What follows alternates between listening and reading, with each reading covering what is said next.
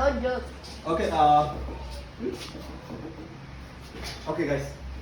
Today we are going to discuss the another part of kingdom, right? Yeah. So far we discussed about several kingdoms.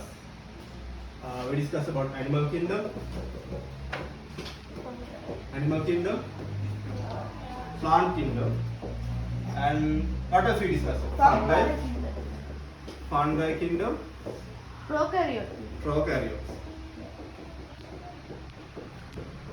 Prokaryotes we discussed. Today we discuss protosis kingdom.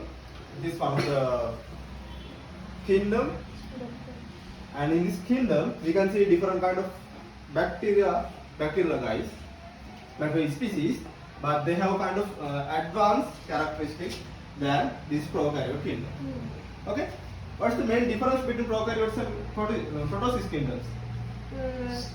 In prokaryote, chromosomes are not organized into a nucleus. Yes, in prokaryote kingdom we can't see chromosomes within the nucleus, Yeah. but in protosis kingdom we can see